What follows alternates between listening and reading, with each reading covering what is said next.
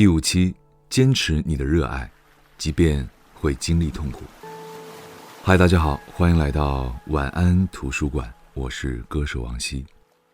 我们的人生是我们过去全部选择的总和，每个人成为今天的自己，是因为我们走过了属于自己的路。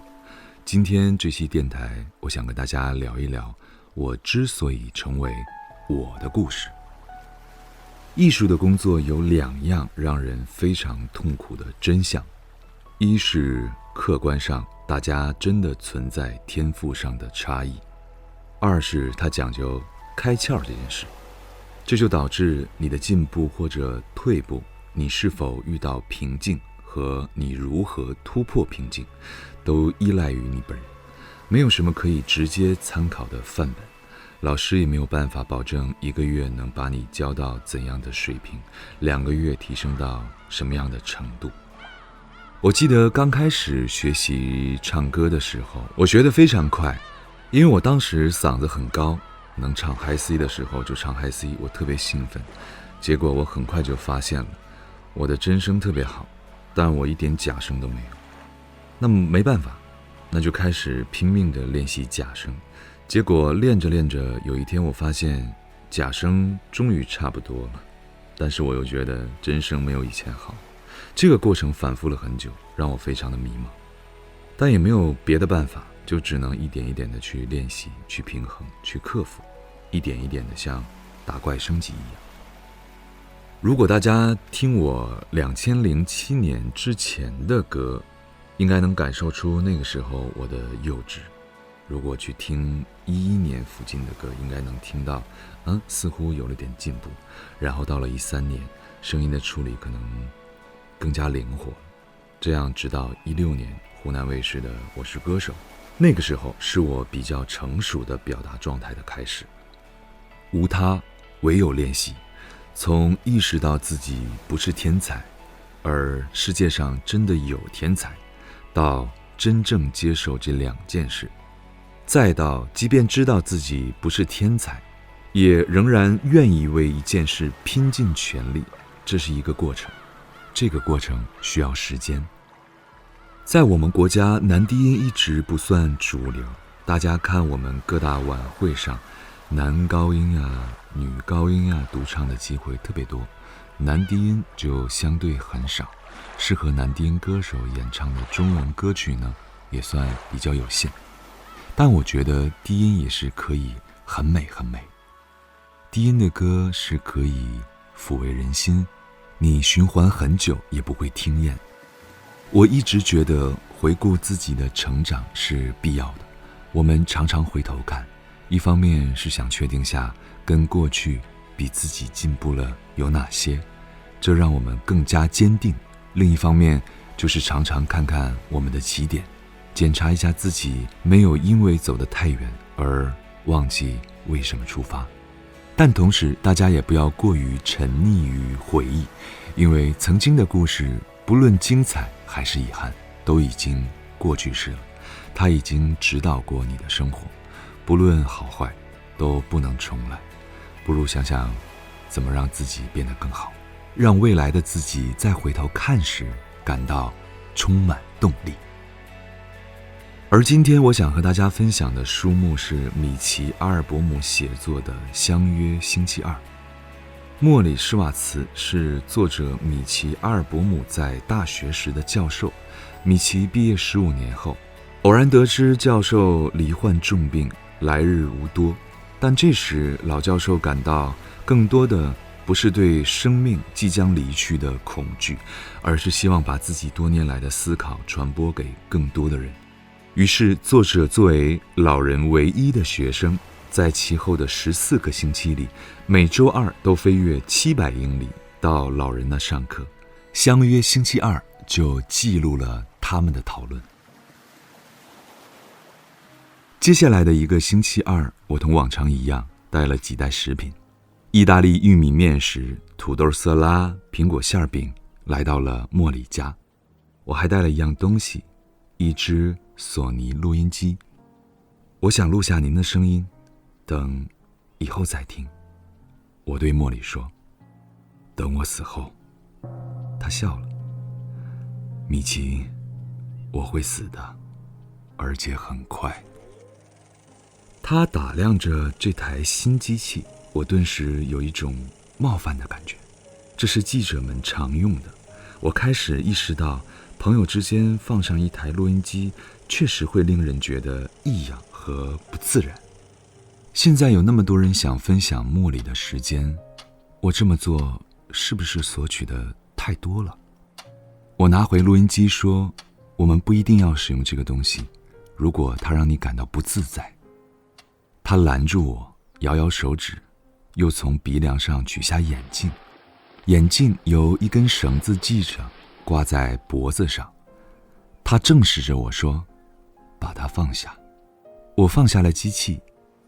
米奇，他接着说，语气柔和了些，你不明白，我想告诉你我的生活，我要趁我还能讲的时候，把一切都告诉你。他的声音变得更弱了。我想有人来听我的故事，你愿意吗？我点点头。我们静静地坐了片刻。好吧，他说，按下录音了。实情是，这台录音机不仅仅起着怀旧的作用。我即将失去茉莉，所有的人都即将失去她，她的家庭，她的朋友，她以前的学生，她的同事，和她十分有感情的时事讨论小组的伙伴，她从前的舞友，所有的人。我想这些磁带或许能像照片或影带那样，不失时机地再从死亡箱里窃取到一些东西。但我也越来越清楚地意识到，他的勇气，他的幽默，他的耐心和他的坦然，告诉了我，茉莉看待人生的态度和别人不一样的。那是一种更为健康的态度，更为明智的态度，而且他即将离我们而去。第一次在叶县节目中见到茉莉时，我不禁在想，当他知道死亡已经临近的时候，他会有什么样的遗憾？他悲叹逝去的友人，他会重新改变生活的方式。暗地里我在想，要是我处在他的位置，我会不会满脑子都是苦涩的念头，抱憾即将失去的一切，抱憾没有吐露过的秘密。当我把这些想法告诉茉莉时，她点点头。这是每个人都要担当的，不是吗？如果今天是我的死期，我会怎么样？她审视着我的脸，也许她看出了我难以做出选择的心理。我想到有那么一天，我在写新闻稿时，突然倒在了工作台上。当救护人员把我抬走时，主编们却急着拿我的稿子。米奇，茉莉问。我摇摇头，没吱声。茉莉看出了我的矛盾心理。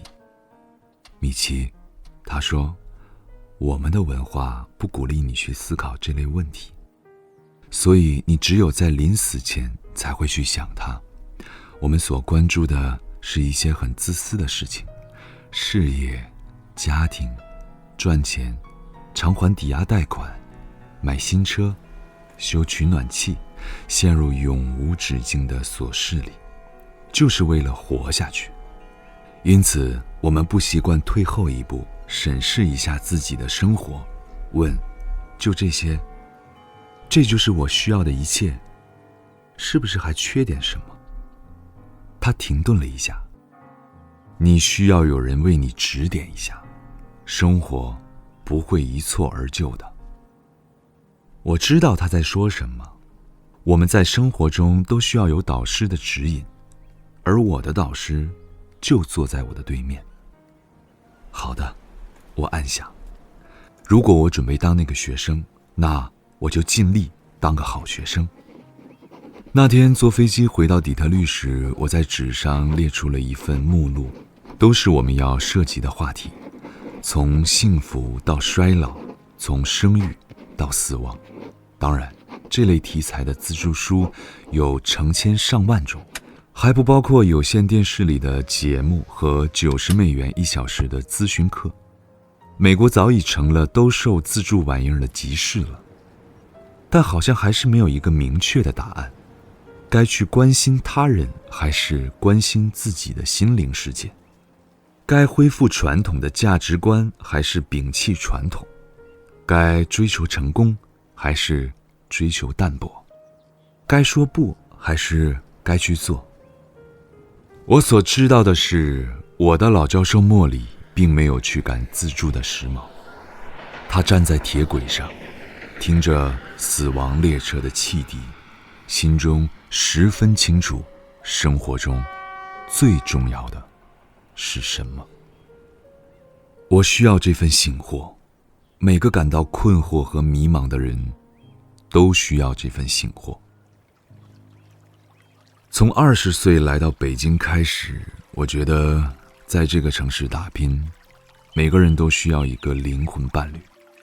这个伴侣可以是你爱的人，也可以是你的宠物，一架钢琴，一本书。